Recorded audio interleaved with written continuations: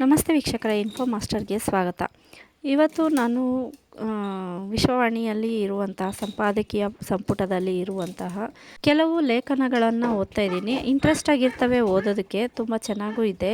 ಇದನ್ನು 108 ವಿಶ್ವ ಅನ್ನೋ ಶೀರ್ಷಿಕೆ ಅಡಿಯಲ್ಲಿ ವಿಶ್ವೇಶ್ವರ ಭಟ್ ಅವರು ಬರೆದಿರುವಂಥದ್ದು ವಿಶ್ವವಾಣಿಯ ಪೇಪರ್ನಲ್ಲಿ ಇದೆ. ತುಂಬ ಚೆನ್ನಾಗಿದೆ ಓದೋದಕ್ಕೆ. ವಿಮಾನದಿಂದಲೇ ದೇವರನ್ನು ತೋರಿಸಿ ಆ ಪೈಲಟ್ ಹಾಗಿರಲಿಲ್ಲ. ಕೆಲವು ಪೈಲಟ್ಗಳು ಮಾತೇ ಆಡುವುದಿಲ್ಲ, ತಮ್ಮ ಪಾಡಿಗೆ ತಾವಿದ್ದು ಬಿಡುತ್ತಾರೆ. ವಿಮಾನ ಟೇಕ್ ಆಫ್ ಆಗುತ್ತಿದ್ದಂತೆ ತಮ್ಮದೇ ಹರಟೆಯಲ್ಲಿ ನಿರತರಾಗಿ ಬಿಡುತ್ತಾರೆ. ಕೆಲವು ಪೈಲಟ್ಗಳು ವಿಮಾನ ಎಷ್ಟು ಎತ್ತರದಲ್ಲಿ ಹಾರುತ್ತಿದೆ, ಹೊರಗಿನ ತಾಪಮಾನ ಎಷ್ಟಿದೆ, ಯಾವ ನಗರ ದೇಶದ ಮೇಲೆ ಹಾರುತ್ತಿದ್ದೇವೆ ಇತ್ಯಾದಿ ವಿವರಗಳನ್ನು ಪ್ರಯಾಣಿಕರಿಗೆ ವಿಮಾನದೊಳಗಿನ ಧ್ವನಿವರ್ಧಕಗಳ ಮೂಲಕ ತಿಳಿಸುತ್ತಾರೆ. ಇನ್ನು ಕೆಲವರು ಇದನ್ನೂ ಹೇಳುವುದಿಲ್ಲ. ಪ್ರಯಾಣಿಕರಂತೂ ಪೈಲಟ್ಗಳ ಮುಖ ಸಹ ನೋಡಿರುವುದಿಲ್ಲ. ಅವರ ಜೊತೆ ವ್ಯವಹರಿಸುವ ಪ್ರಸಂಗವೂ ಬರುವುದಿಲ್ಲ. ಹೀಗಿರುವಾಗ ಪ್ರಯಾಣಿಕರ ಜೊತೆ ಮಾತುಕತೆ ಏಕೆ ಎಂಬ ಭಾವನೆಯೂ ಎದ್ದಿರಬಹುದು. 10 ವರ್ಷದ ಹಿಂದೆ ಏಕದಿನ ಕ್ರಿಕೆಟ್ ಪಂದ್ಯದ ವಿಶ್ವಕಪ್ ಫೈನಲ್ ಪಂದ್ಯ ನಡೆಯುತ್ತಿತ್ತು. ಮೆಲ್ಬರ್ನ್ MCG ಕ್ರೀಡಾಂಗಣದಲ್ಲಿ ಸುಮಾರು 93,000 ಪ್ರೇಕ್ಷಕರ ಸಮ್ಮುಖದಲ್ಲಿ ಆಸ್ಟ್ರೇಲಿಯಾ ನ್ಯೂಜಿಲೆಂಡ್ ನಡುವೆ ಅಂತಿಮ ಪಂದ್ಯ. ಅದೇ ದಿನ ನಾನು ಇಥಿಯೋಪಿಯಾದ ಅಡಿಸ್ ಅಬಾಬಾದಿಂದ ಮುಂಬೈಗೆ ಏರ್ ಇಂಡಿಯಾ ವಿಮಾನದಲ್ಲಿ ಪ್ರಯಾಣಿಸುತ್ತಿದ್ದೆ. ಟಿಕೆಟ್ ಬುಕ್ ಮಾಡುವಾಗ ಆ ದಿನ ಫೈನಲ್ ಪಂದ್ಯವಿರುತ್ತದೆ ಎಂಬುದನ್ನು ಯೋಚಿಸಲೇ ಇಲ್ಲ. ಆದರೆ ಪ್ರಯಾಣದ ಹಿಂದಿನ ದಿನ ಈ ಸಂಗತಿ ಗೊತ್ತಾಯಿತು. ಆದರೆ ಪ್ರಯಾಣವನ್ನು ಮುಂದೂಡುವಂತಿರಲಿಲ್ಲ. ಹಾಗೆಂದು ಫೈನಲ್ ಪಂದ್ಯ ತಪ್ಪಿಸಿಕೊಳ್ಳಲು ಮನಸ್ಸಿರಲಿಲ್ಲ. ಒಲ್ಲದ ಮನಸ್ಸಿಂದ ವಿಮಾನವನ್ನೇರಿದೆ. ವಿಮಾನವೇರುವ ಹೊತ್ತಿಗೆ ನ್ಯೂಜಿಲ್ಯಾಂಡ್ 45 ಓವರ್ಗಳಲ್ಲಿ 183 ರನ್ ಆಲ್ಔಟ್ ಆಗಿತ್ತು. ಪಂದ್ಯ ಏನಾಗಬಹುದೆಂಬ ಕುತೂಹಲ. ವಿಮಾನ ಟೇಕ್ ಆಫ್ ಆಗಿ ಕೆಲ ಸಮಯದ ನಂತರ ಪೈಲಟ್ ಅನೌನ್ಸ್ ಮಾಡಿದ, ನಿಮ್ಮಲ್ಲಿ ಅನೇಕರು ಕ್ರಿಕೆಟ್ ಅಭಿಮಾನಿಗಳಿದ್ದಿರಬಹುದು. ಅವರಿಗಾಗಿ ನಾನು ಪ್ರತಿ ಓವರ್ನ ಬೆಳವಣಿಗೆಗಳನ್ನು ನೀಡುತ್ತೇನೆ. ಕ್ರಿಕೆಟ್ ಮ್ಯಾಚ್ ನೋಡಲಾಗಲಿಲ್ಲ ಎಂಬ ಬೇಸರ ಬೇಡ. ನೀವೆಲ್ಲರೂ ಶಾಂತಿ ರೀತಿಯಿಂದ ಕೇಳಿ ಸಹಕರಿಸಿ. ಇಡೀ ವಿಮಾನದಲ್ಲಿ ಇದ್ದವರೆಲ್ಲ ಹೋ ಎಂದು ಕೂಗಿ ಸಂಭ್ರಮಿಸಿದರು. ಕ್ರಿಕೆಟ್ ಪಂದ್ಯ ತಪ್ಪಿಹೋಯ್ತಲ್ಲ ಎಂದು ವಿಷಾದವಾಗಲಿಲ್ಲ. ಪೈಲಟ್ ಏರ್ ಟ್ರಾಫಿಕ್ ಕಂಟ್ರೋಲ್ನಿಂದ ಪ್ರತಿ ಓವರ್ನ ಮಾಹಿತಿ ಪಡೆದು ಪ್ರಯಾಣಿಕರಿಗೆ ಒಪ್ಪಿಸುತ್ತಿದ್ದ. ಕೊನೆಗೆ ಪ್ರತಿ ಬಾಲ್ನ ವಿವರ ನೀಡುತ್ತಾ ವೀಕ್ಷಕ ವಿವರಣಾಕಾರನಾದ. ಆ ಪಂದ್ಯದಲ್ಲಿ ಆಸ್ಟ್ರೇಲಿಯಾ 33 ಓವರ್ಗಳಲ್ಲಿ 3 ವಿಕೆಟ್ಗೆ 186 ರನ್ ಹೊಡೆದು ವಿಶ್ವಕಪ್ ಬಾಚಿಕೊಂಡಿತು. ವಿಮಾನದಲ್ಲಿ ಕೆಲವು ಆಸ್ಟ್ರೇಲಿಯನ್ ಪ್ರಜೆಗಳೂ ಇದ್ದರು. ಅವರೆಲ್ಲ ವಿಮಾನದಲ್ಲಿ ಕೂಗಿ ಕಿರುಚಾಡಿ ಸಂಭ್ರಮಿಸಿದರು. ನನಗೆ ಪೈಲಟ್ನ ಆಸಕ್ತಿ, ಪ್ರಯಾಣಿಕರಿಗೆ ಎಲ್ಲ ವಿವರ ನೀಡಬೇಕೆಂಬ ಕಳಕಳಿ ಬಹಳ ಖುಷಿ ನೀಡಿತು. ಆತ ಆ ಎಲ್ಲ ತಾಪತ್ರಯಗಳನ್ನು ತೆಗೆದುಕೊಳ್ಳಬೇಕಾದ ಅಗತ್ಯವಿರಲಿಲ್ಲ.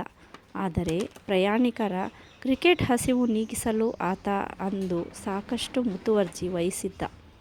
ಸಾಕಷ್ಟು ಪರಿಶ್ರಮವನ್ನೂ ಹಾಕಿದ್ದ. ವಿಮಾನ ಲ್ಯಾಂಡ್ ಆದ ಬಳಿಕ ಕಾಕ್ಪಿಟ್ನ ಹತ್ತಿರ ಹೋಗಿ ನಾನು ಪೈಲಟ್ನಿಗೆ ಧನ್ಯವಾದ ಹೇಳಿ ಬಂದೆ. ಆನಂತರ ಎಲ್ಲರೂ ಅವನ ಕೈಕುಲುಕಿ ಬಂದರು. ನನಗೆ ಅವನ ಬಗ್ಗೆ ಅತೀವ ಹೆಮ್ಮೆ ಹಾಗೂ ಅಭಿಮಾನ ಮೂಡಿತು. ಇದೇ ರೀತಿ ಉತ್ತರ ಪ್ರದೇಶ ವಿಧಾನಸಭಾ ಚುನಾವಣಾ ಫಲಿತಾಂಶ ಪ್ರಕಟವಾಗುವ ದಿನ ನಾನು ದಿಲ್ಲಿಯಿಂದ ಬೆಂಗಳೂರಿಗೆ ಬರುತ್ತಿದ್ದೆ. ಅಂದು ಸಹ ಪೈಲಟ್ ಚುನಾವಣೆ ಫಲಿತಾಂಶವನ್ನು ಪ್ರತಿ 15 ನಿಮಿಷಕ್ಕೊಮ್ಮೆ ಹೇಳುತ್ತಿದ್ದ. ಯಾವ ಕ್ಷೇತ್ರದಲ್ಲಿ ಯಾರು ಮುಂದಿದ್ದಾರೆ, ಪಕ್ಷಗಳ ಬಲಾಬಲ ವಿವರಗಳನ್ನೆಲ್ಲ ಒಪ್ಪಿಸುತ್ತಿದ್ದ.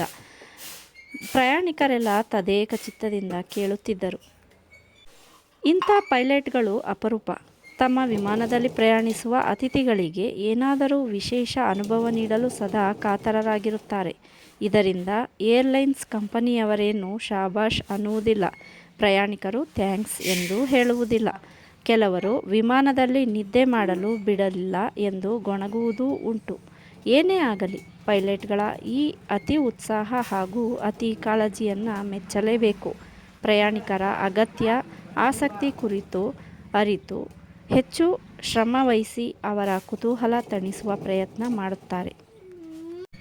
ಯುರೋಪಿನ ಕೆಲ ದೇಶಗಳಲ್ಲಿ ಪ್ರಯಾಣ ಮಾಡುವಾಗ ಪೈಲಟ್ ಸುರಕ್ಷಿತವಾಗಿ ಸ್ಮೂತ್ ಲ್ಯಾಂಡಿಂಗ್ ಮಾಡಿದರೆ ಪ್ರಯಾಣಿಕರು ಚಪ್ಪಾಳೆ ಹೊಡೆದು ಪ್ರಶಂಸೆ ವ್ಯಕ್ತಪಡಿಸುತ್ತಾರೆ. ಪ್ರಯಾಣಿಕರು ಮತ್ತು ಪೈಲಟ್ಗಳ ಮಧ್ಯೆ ಇಂಥದೊಂದು ಸುಮಧುರ ಕೊಳ್ಳುವಿಕೆ ಇರಬೇಕು. ಆದರೆ ಬಹುತೇಕ ಸಂದರ್ಭಗಳಲ್ಲಿ ಇದು ನಡೆಯುವುದೇ ಇಲ್ಲ. ಪೈಲಟ್ಗಳು ಬಾಯಿಗೆ ಬೀಗ ಹಾಕಿ ಕುಳಿತಿರುತ್ತಾರೆ. ಸುರಕ್ಷಿತವಾಗಿ ಕರೆತಂದ ಪೈಲಟ್ ಹಾಗೂ ಗಗನಸಖಿಯರಿಗೆ ಧನ್ಯವಾದವನ್ನು ಸಲ್ಲಿಸುವುದಿಲ್ಲ. ನಾನು ದಕ್ಷಿಣ ಆಫ್ರಿಕಾದ ಜೊಹಾನೆಸ್ಬರ್ಗ್ನಿಂದ ಕೀನ್ಯಾದ ರಾಜಧಾನಿ ನೈರೋಬಿಗೆ ಕೀನ್ಯಾ ಏರ್ವೇಸ್ ವಿಮಾನದಲ್ಲಿ ಬರುತ್ತಿದ್ದೆ. ಅದೇ ದಿನ ಬೆಳಗ್ಗೆ ದಕ್ಷಿಣ ಆಫ್ರಿಕಾದ ತುತ್ತ ತುದಿಯಲ್ಲಿರುವ ಕೇಪ್ ಟೌನ್ನಿಂದ ಜೊಹಾನೆಸ್ಬರ್ಗ್ಗೆ ಬಂದಿದ್ದೆ. 2 ಗಂಟೆ ಪ್ರಯಾಣ. ವಿಮಾನ ಪ್ರಯಾಣದ ನಂತರ ವಿಮಾನ ನಿಲ್ದಾಣದಲ್ಲಿ 3 ಗಂಟೆಗಳ ಕಾಲ ಕಾಯುವಂತಾಗಿತ್ತು.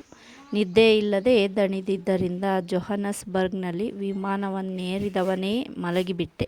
ಜೋರು ನಿದ್ದೆ ಕಣ್ಣಿನೊಳಗೆ ಇಳಿದಿತ್ತು. ನಾನು ಗಾಢ ನಿದ್ದೆಯಲ್ಲಿದ್ದಾಗ ಪೈಲಟ್ ಏನೋ ಅನೌನ್ಸ್ ಮಾಡುತ್ತಿದ್ದ. ಆತ ಏನು ಹೇಳುತ್ತಿದ್ದಾನೆಂಬುದು ನಿದ್ದೆಗಣ್ಣಿನಲ್ಲಿದ್ದ ನನಗೆ ಸ್ಪಷ್ಟವಾಗಲಿಲ್ಲ. ಆದರೆ ಆತ ಹೇಳಿದ ಒಂದು ಪದ ಮಾತ್ರ ಸ್ಪಷ್ಟವಾಗಿ ಕೇಳಿಸಿತು. ಮೌಂಟ್ ಕಿಲಿಮಂಜಾರೋ. ಧಡಕ್ಕನೆ ಎದ್ದು ಕುಳಿತೆ. ಪಕ್ಕದಲ್ಲಿದ್ದ ಪ್ರಯಾಣಿಕನನ್ನು ಕೇಳಿದೆ. ಆತನಿಗೂ ಸ್ಪಷ್ಟವಾಗಿ ಪೈಲಟ್ ಏನು ಹೇಳಿದ್ದಾನೆಂಬುದು ತಿಳಿದಿರಲಿಲ್ಲ. ಗಗನಸಖಿಯನ್ನು ಕೇಳಿದೆ. ಆಕೆ 1 ಮಿನಿಟ್ ಎಂದು ಹೇಳಿ ಹೋದವಳು ಬರಲೇ ಇಲ್ಲ. ಅಷ್ಟರೊಳಗೆ ಪೈಲಟ್ ಪುನಃ ಅನೌನ್ಸ್ ಮಾಡಿದ. ಈಗ ನಾವು ಟಾಂಜೇನಿಯಾ ದೇಶದ ಮೇಲೆ ಹಾರುತ್ತಿದ್ದೇವೆ. ಇಲ್ಲಿ ಜಗತ್ಪ್ರಸಿದ್ಧವಾದ ಮೌಂಟ್ ಕಿಲಿಮಂಜಾರೋ ಎಂಬ ಪರ್ವತವಿದೆ. ಸಾಮಾನ್ಯವಾಗಿ ಈ ಪರ್ವತ ಮೋಡದಿಂದ ಮುಚ್ಚಿರುತ್ತದೆ. ನಿಮ್ಮ ಅದೃಷ್ಟ ಚೆನ್ನಾಗಿದ್ದರೆ ಕಾಣಲೂಬಹುದು. ಆ ಪರ್ವತ ಕಾಣಲು ಇನ್ನೂ 20 ನಿಮಿಷ ಪ್ರಯಾಣಿಸಬೇಕಾಗಬಹುದು. ನಾನು ಈ ಮಾರ್ಗದಲ್ಲಿ ಹಲವು ವರ್ಷಗಳಿಂದ ಪ್ರಯಾಣಿಸಿದ್ದೆ. ನನಗೆ 10-12 ಸಲ ಮಾತ್ರ ಗೋಚರವಾಗಿತ್ತು. ಉಳಿದ ಸಂದರ್ಭದಲ್ಲಿ ಈ ಪರ್ವತ ಮೋಡದಿಂದ ಮುಚ್ಚಿರುತ್ತದೆ. ಇದು ನಿಮ್ಮ ಅದೃಷ್ಟ ಪರೀಕ್ಷೆಯೂ ಹೌದು. ಯಾವುದಕ್ಕೂ ಎಚ್ಚರವಾಗಿರಿ. Wow, Mount ಕಿಲಿಮಂಜಾರೋ! ನನಗೆ ನಂಬಲು ಸಾಧ್ಯವೇ ಆಗಲಿಲ್ಲ. ಕಾರಣ ಅದನ್ನು ನೋಡಲೇಬೇಕೆಂಬುದು ನನ್ನ ಜೀವಮಾನದ ಕನಸು. ಹೈಸ್ಕೂಲಿನಲ್ಲಿ ಭೂಗೋಳ ಓದುವಾಗ ಆ ಪರ್ವತದ ಬಗ್ಗೆ ಮೊದಲ ಬಾರಿಗೆ ಕೇಳಿದ್ದೆ. ನಮಗೆ ಹಬ್ಬು ಮಾಸ್ತರರೆಂಬುವವರು ಇದ್ದರು. ಅವರು ಬಹಳ ಸ್ವಾರಸ್ಯವಾಗಿ ಆ ಪರ್ವತದ ಬಗ್ಗೆ ಹೇಳಿದ್ದರು. ಇದು ಸುಮಾರು 37 ವರ್ಷಗಳ ಹಿಂದೆ. ಅಂದಿನಿಂದಲೂ ಕಿಲಿಮಂಜಾರೋ ನನ್ನ ಮನಸ್ಸಿನಲ್ಲಿ ಅಚ್ಚರಿಯ ಪರ್ವತವಾಗಿ ಬೆಳೆಯುತ್ತಲೇ ಇದೆ. ಕೆಲವು ವರ್ಷಗಳ ಹಿಂದೆ ಟಾಂಜೇನಿಯಾಕ್ಕೆ ಹೋಗಿದ್ದಾಗಲೂ ಆ ಪರ್ವತದ ಕಡೆಗೆ ಹೋಗಲು ಆಗಿರಲಿಲ್ಲ. ಒಮ್ಮೆ ಡಿಸ್ಕವರಿ ಚಾನಲ್ನಲ್ಲಿ 5-6 ವರ್ಷಗಳ ಹಿಂದೆ ಮೌಂಟ್ ಕಿಲಿಮಂಜಾರೋ ಬಗ್ಗೆ ಒಂದು ಅಪರೂಪದ ಸಾಕ್ಷ್ಯಚಿತ್ರ ನೋಡಿದ್ದೆ. ಅದು ನನ್ನ ಕೌತುಕದ ಗೊಣವೆಗೆ ಬೆಂಕಿ ಹಚ್ಚಿದಂತಾಗಿತ್ತು. ತುಂಬಾ ಜೋರಾಗಿ ಗಾಳಿ ಬೀಸ್ತಾ ಇದೆ. ಸುಮಾರು 30 ಅಡಿ ತೆಂಗಿನ ಮರ ಜೋರಾಗಿ ಅಲುಗಾಡ್ತಾ ಇದೆ. ಸೌಂಡ್ ಕೂಡ ಜೋರಾಗಿ ಬರ್ತಾ ಇದೆ. ಇಲ್ಲಿ ಸ್ವಲ್ಪ ಜೋರಾಗಿ ಓದ್ತಾ ಇದ್ದೀನಿ ನಾನು, ಯಾಕಂದರೆ ಗಾಳಿ ಜೋರಾಗಿ ಬೀಸ್ತಾ ಇದೆ. ತಂಪಾಗಿರೋ ಗಾಳಿನೂ ಹೌದು. ಮಳೆ ಬರುವ ಹಾಗಿದೆ. ಕಿಲಿಮಂಜಾರೋ ಪರ್ವತದ ಬೆರಗುಗಳನ್ನು ಅನಾವರಣಗೊಳಿಸಿತ್ತು. ಅದಾದ ಬಳಿಕ ನಾನು ಕಿಲಿಮಂಜಾರೋ ಕುರಿತ ಪುಸ್ತಕ, CD, ಸಾಕ್ಷ್ಯಚಿತ್ರಗಳಿಗಾಗಿ ತಡಕಲಾರಂಭಿಸಿದೆ. ಸೆರೆಬ್ರಲ್ ಪಾಲ್ಸಿಗೆ ತುತ್ತಾಗಿ ಕಿಲಿಮಂಜಾರೋವನ್ನು ಏರಿದ ಬೊನ್ನರ್ ಪಡೋಕ್ ಎಂಬಾತ ಬರೆದ 1 ಮೋರ್ ಸ್ಟೆಪ್ ಎಂಬ ಕೃತಿ ಓದಿದೆ. ಆ ಲೇಖಕ ಪರ್ವತದ ಬಗ್ಗೆ ಹೊಸ ಚಿತ್ರಣ ಕಟ್ಟಿಕೊಟ್ಟಿದ್ದ. ಪಡೋಕ್ ಮೂಲತಃ ಪರ್ವತಾರೋಹಿ ಅಲ್ಲ. ಕಿಲಿಮಂಜಾರೋ ಪರ್ವತವನ್ನು ಏರುತ್ತೇನೆಂದು ಹೇಳಿದಾಗ ಯಾವ ಕಾರಣಕ್ಕೂ ಅಂಥ ದುಸ್ಸಾಹಸಕ್ಕೆ ಮುಂದಾಗಬೇಡ ಎಂದು ಅವನ ವೈದ್ಯರು ಬುದ್ಧಿಮಾತು ಹೇಳಿದರು. ಆದರೆ ಆತ ಕೇಳಲಿಲ್ಲ. ತನ್ನಲ್ಲಿರುವ ನ್ಯೂನತೆಗಳನ್ನು ಆತನಿಗೆ ಗೆಲ್ಲಲೇಬೇಕಿತ್ತು. ಹೀಗಾಗಿ ಆತ ಹರಸಾಹಸಕ್ಕೆ ಮುಂದಾದ. 2011ರಲ್ಲಿ ತನ್ನ ಸಾಹಸಗಾಥೆಯನ್ನು ಚಿತ್ರಿಸುವ ಬಿಯಾಂಡ್ ಲಿಮಿಟ್ಸ್ ಎಂಬ ಸಾಕ್ಷ್ಯಚಿತ್ರವನ್ನು ಬಿಡುಗಡೆ ಮಾಡಿದ. ನಾನು ಇದನ್ನು ನೋಡಿದ್ದೆ. ಬ್ರಿಟನ್ನಿನ ಆರನ್ ಫಿಪ್ಸಾ ಎಂಬ 2 ಕಾಲಿಲ್ಲದ ಪ್ಯಾರಾ ಒಲಿಂಪಿಕ್ ಅಥ್ಲೀಟ್ ವೀಲ್ಚೇರ್ನಲ್ಲಿ ಕಿಲಿಮಂಜಾರೋ ಪರ್ವತವನ್ನೇರಿದಾಗ ನನಗೆ ರೋಮಾಂಚನವಾಗಿತ್ತು. ಈ ಸಾಹಸಕ್ಕಾಗಿ ಆತ ಯಾರ ಸಹಾಯವನ್ನೂ ಪಡೆದಿರಲಿಲ್ಲ.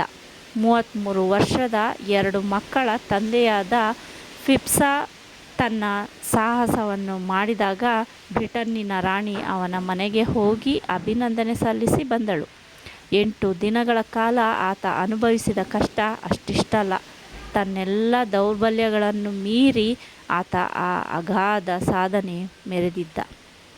ಆಫ್ರಿಕಾದ ಚಾವಣಿ, ರೂಫ್ ಆಫ್ ಆಫ್ರಿಕಾ ಎಂದು ಕರೆಯಿಸಿಕೊಳ್ಳುವ ಈ ಪರ್ವತವನ್ನು ಅದಾದ ಬಳಿಕ ಅನೇಕ ವಿಕಲಚೇತನರು ಏರಿದ್ದಾರೆ. Kilimanjaro to the roof of Africa ಮತ್ತು ದಿ ಸ್ನೋ ಆಫ್ ಕಿಲಿಮಂಜಾರೋ ಎಂಬ 2 ಸಿನಿಮಾಗಳು ಈ ಪರ್ವತದ ಬಗ್ಗೆ ಇರುವ ಕಲ್ಪನೆಗಳನ್ನು ಮತ್ತಷ್ಟು ಹಿರಿದುಗೊಳಿಸಿದ್ದು ಸುಳ್ಳಲ್ಲ. ಈ ಪರ್ವತದ ಬಗ್ಗೆ ಸಾವಿರಾರು ಪುಸ್ತಕಗಳು ಪ್ರಕಟವಾಗಿವೆ. ನಮ್ಮ ಕನ್ನಡದ ಕಥೆಗಾರ ವಸುಧೇಂದ್ರ ಸಹ ಕಿಲಿಮಂಜಾರೋ ಏರಿ ಬಂದಿದ್ದಾರೆ. ಪ್ರಶಾಂತ್ ಎಂಬ ಕನ್ನಡಿಗರೊಬ್ಬರು ಸಹ ಈ ಪರ್ವತವನ್ನೇರಿ ಕಿಲಿಮಂಜಾರೋ ಎಂಬ ಪುಸ್ತಕ ಬರೆದಿದ್ದಾರೆ. ಯಾರ್ಯಾರು ಇದರ ನೆತ್ತಿ ಮೇಲೆ ಕಾಲನ್ನೂರಿ ಬಂದಿದ್ದಾರೋ ಅವರೆಲ್ಲ ತಮ್ಮ ಅನುಭವಗಳನ್ನು ದಾಖಲಿಸಿದ್ದಾರೆ. ಕಿಲಿಮಂಜಾರೋ ಬಗ್ಗೆ ಯಾವ ಪುಸ್ತಕವೂ ಒಂದೇ ಥರ ಇಲ್ಲವಂತೆ. ಅಂದರೆ ಆ ಪರ್ವತದ ಒಬ್ಬೊಬ್ಬರಿಗೆ ಒಂದೊಂದು ರೀತಿ ಕಾಣಿಸುತ್ತದೆ. ಅಲ್ಲದೆ ಇದು ಎಲ್ಲ ದಿನ ಒಂದೇ ರೀತಿ ಕಾಣಿಸುವುದಿಲ್ಲ. ಒಂದೊಂದು ದಿನ ಒಂದೊಂದು ರೀತಿ ಕಾಣಿಸುತ್ತದೆ. ಅದರ ನೋಟ ಕ್ಷಣ ಕ್ಷಣವೂ ಬದಲಾಗುತ್ತದೆ. ದಿನದಲ್ಲಿ ಸೂರ್ಯನ ಪಥ ಬದಲಾದಂತೆ ಪರ್ವತದ ಚಮಕ್ ಕೂಡ ಬದಲಾಗುತ್ತದೆ. ಆಫ್ರಿಕಾದಲ್ಲಿ ಈ ಪರ್ವತದಷ್ಟು ಎತ್ತರದ ಮತ್ತೊಂದು ಪರ್ವತವಿಲ್ಲ. ದೂರದಿಂದ ನೋಡಲು ಅಷ್ಟು ಎತ್ತರದ ಪರ್ವತ ಎಂದು ಅನಿಸುವುದೂ ಇಲ್ಲ. ಆದರೆ ಕಿಲಿಮಂಜಾರೋ 4900 ಮೀಟರ್ ಅಥವಾ ಹತ್ತಿರ 5 ಕಿಲೋಮೀಟರ್ ಎತ್ತರದ ಪರ್ವತ. ಸಮುದ್ರ ಮಟ್ಟದಿಂದ 5895 ಮೀಟರ್ ಎತ್ತರದಲ್ಲಿದೆ. 1889ರಲ್ಲಿ ಈ ಪರ್ವತದ ತಲೆಯ ಮೇಲೆ 2 ಪರ್ವತಾರೋಹಿಗಳು ಹೋಗಿ ನಿಂತು ಬಂದಿದ್ದರು. ಕಿಲಿಮಂಜಾರೋ ಪರ್ವತ ಒಂದು ಅದ್ಭುತ ಬಯಲು ವಿಶ್ವವಿದ್ಯಾಲಯವಿದ್ದಂತೆ. ಅದೊಂದು ಅಪೂರ್ವ ವಿಸ್ಮಯ ಲೋಕ. ಅಲ್ಲಿ ಇಲ್ಲದ ಬೆರಗುಗಳಿಲ್ಲ. 2.5 ಲಕ್ಷ ಎಕರೆ ವಿಸ್ತಾರ ಪ್ರದೇಶದಲ್ಲಿ ಹರಡಿರುವ ಇಲ್ಲಿನ ಕಾಡಿನಲ್ಲಿ ಸಾವಿರಾರು ಬಗೆಯ ಸಸ್ಯ ಪ್ರಭೇದಗಳಿವೆ. ಪರ್ವತದ ತಪ್ಪಲಿನಲ್ಲಿ ಅಪರೂಪದ ಕಾಫಿ ತೋಟವಿದೆ. ಕಿಲಿಮಂಜಾರೋ ಎಂಬ ಬ್ರಾಂಡ್ ಹೆಸರಿನಲ್ಲಿ ಇದು ಲೋಕಪ್ರಸಿದ್ಧವಾಗಿದೆ. ಪರ್ವತಾರೋಹಿಗಳಿಗೆ ಅಲ್ಲಲ್ಲಿ ಆನೆ, ಝೀಬ್ರಾ, ಕಾಡುಕೋಣ, ಕಾಡೆಮ್ಮೆ, ಮುಂಗುಸಿ ಮುಂತಾದ ಪ್ರಾಣಿಗಳ ದರ್ಶನವಾಗುತ್ತವೆ. ಇಲ್ಲಿನ ವಾತಾವರಣ ಪರ್ವತಾರೋಹಿಗಳಿಗೆ ಉಲ್ಲಾಸದಾಯಕವಾಗಿಲ್ಲ. ಹವಾಮಾನ ಕಾಲಕಾಲಕ್ಕೆ ಬದಲಾಗುತ್ತಿರುತ್ತದೆ. ಅಲ್ಲದೆ ಪರ್ವತವನ್ನೇರುವಾಗ 5 ಬೇರೆ ಬೇರೆ ಹವಾಮಾನ ವಲಯಗಳನ್ನು ದಾಟಿ ಹೋಗಬೇಕಾಗುತ್ತದೆ. ಪರ್ವತದ ತುತ್ತ ತುದಿಯ ಮೇಲೆ ಯಾವತ್ತೂ ಮೈ ಕೊರೆಯುವ ಚಳಿ, -7ರಿಂದ 10 ಡಿಗ್ರಿ. ಪ್ರತಿ ವರ್ಷ ಈ ಪರ್ವತದ ಹಣೆಯನ್ನು ಸವರಿ ನೆತ್ತಿಯನ್ನು ಗುದ್ದಲು 35ರಿಂದ 40 ಸಾವಿರ ಜನ ಹೋಗುತ್ತಾರೆ. ಆ ಪೈಕಿ ಏನಿಲ್ಲವೆಂದರೂ 10,000 ಮಂದಿ ಕೈಚೆಲ್ಲುತ್ತಾರೆ. 6ರಿಂದ 8 ದಿನಗಳ ಕಾಲ ಹಿಡಿಯುವ ಈ ಪರ್ವತಾರೋಹಣದಲ್ಲಿ ಪ್ರತಿ ವರ್ಷ 30-40 ಮಂದಿ ಪ್ರಾಣ ಕಳೆದುಕೊಳ್ಳುತ್ತಾರೆ. ಆದರೂ ಇದನ್ನು ಎವರಿ ಮ್ಯಾನ್ಸ್ ಮೌಂಟ್ ಎವರೆಸ್ಟ್ ಎಂದು ಕರೆಯುತ್ತಾರೆ. ಸ್ವಲ್ಪ ಶ್ರಮಪಟ್ಟರೆ ಯಾರು ಬೇಕಾದರೂ ಇದನ್ನು ಏರಬಹುದು. ಹಾಗಂತ ಸುಲಿದ ಬಾಳೆಹಣ್ಣಲ್ಲ. ಬಹಳ ಜನ ಸಾಯುವುದು ಮೌಂಟೈನ್ ಸಿಕ್ನೆಸ್ನಿಂದ.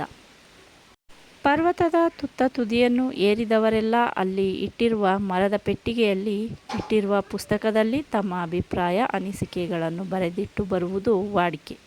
ಅದು ನೀವು ಪರ್ವತವೇರಿರುವುದಕ್ಕೆ ದಾಖಲೆಯೂ ಹೌದು. ಮೌಂಟ್ ಎವರೆಸ್ಟ್ ಏರುವುದಕ್ಕೆ ಮುನ್ನ ಕಿಲಿಮಂಜಾರೋ ಏರಿದ್ದೀಯಾ ಎಂದು ಕೇಳುವುದುಂಟು. ಅಂದರೆ ಕಿಲಿಮಂಜಾರೋ ಏರಿದರೆ ಎವರೆಸ್ಟ್ ಏರಲು ಅರ್ಹತೆ ಪಡೆದ ಹಾಗೆ. ಪೈಲಟ್ ಕಿಲಿಮಂಜಾರೋ ಬಗ್ಗೆ ಅನೌನ್ಸ್ ಮಾಡಿದಾಗ ನನ್ನ ಮನಸ್ಸಿನಲ್ಲಿ ಇಷ್ಟೆಲ್ಲ ಸಂಗತಿಗಳು ಹಾದು ಹೋದವು.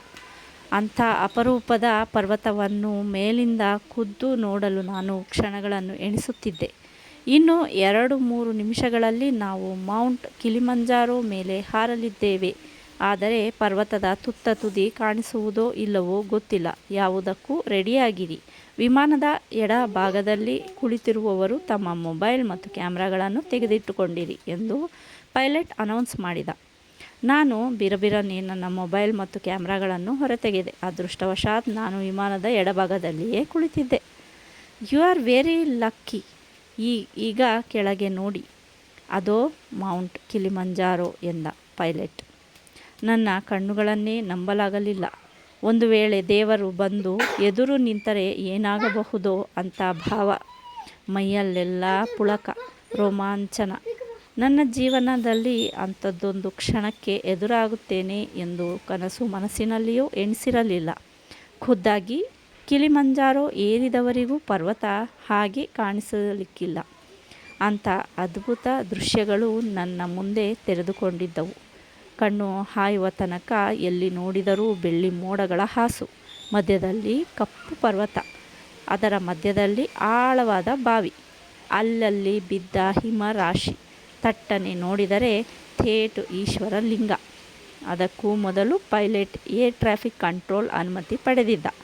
ಪರ್ವತದ ಸುತ್ತ ಒಂದು ಸುತ್ತು ಹೊಡೆಯುವುದಾಗಿ ಹೇಳಿದ. ಅದೇ ಪ್ರಕಾರ ಆ ಈಶ್ವರ ಲಿಂಗಕ್ಕೆ ಒಂದು ಪ್ರದಕ್ಷಿಣೆ ಹಾಕಿದ. ಹೀಗೆ ಸುತ್ತು ಹಾಕುವಾಗ ಇಡೀ ವಿಮಾನವನ್ನು ಮತ್ತಷ್ಟು ವಾಲಿಸಿದಾಗ ಪರ್ವತ ಇನ್ನಷ್ಟು ಸ್ಪಷ್ಟವಾಗಿ ಗೋಚರಿಸಿತು. ಹಾಲು ಮೋಡಗಳ ಮಧ್ಯೆ ಸೂರ್ಯನ ಕಿರಣಗಳು ಸರಿಯಾಗಿ ಪರ್ವತದ ಶೃಂಗದ ಮೇಲೆ ಬಿದ್ದು ಅದರ ತುತ್ತ ತುದಿ ಇನ್ನಷ್ಟು ಕಪ್ಪಾಗಿ ಎದ್ದು ಕಾಣುತ್ತಿತ್ತು. ವಿಮಾನದಲ್ಲಿದ್ದ ಪ್ರಯಾಣಿಕರಲ್ಲಿ ಉತ್ಸಾಹವೂ ಉತ್ಸಾಹ. 3-4 ನಿಮಿಷಗಳಲ್ಲಿ ಒಂದು ಕನಸಿನಂತೆ ಎಲ್ಲವೂ ಪಟಪಟನೆ ನಡೆದು ಹೋಯಿತು. ನನ್ನ ಪಾಲಿಗೆ ಅದು ಜೀವಮಾನದ ಆಸೆಯನ್ನು ತಣಿಸಿದ ಕ್ಷಣ. ಕಿಲಿಮಂಜಾರೋ ಏರಿದ್ದರೆ ನನಗೆ ಅಷ್ಟು ಸಂತೋಷವಾಗುತ್ತಿತ್ತೋ ಇಲ್ಲವೋ, ಆದರೆ ನಾನು ಅದನ್ನು ಏರಿದವರಿಗಿಂತ ಒಂದು ಹಿಡಿ ಎತ್ತರದಲ್ಲಿದ್ದೆ. ಮನಸ್ಸಿನಲ್ಲಿ ಏನೋ ಧನ್ಯತೆಯ ಭಾವ ಇಳಿದಂತಾಗಿತ್ತು.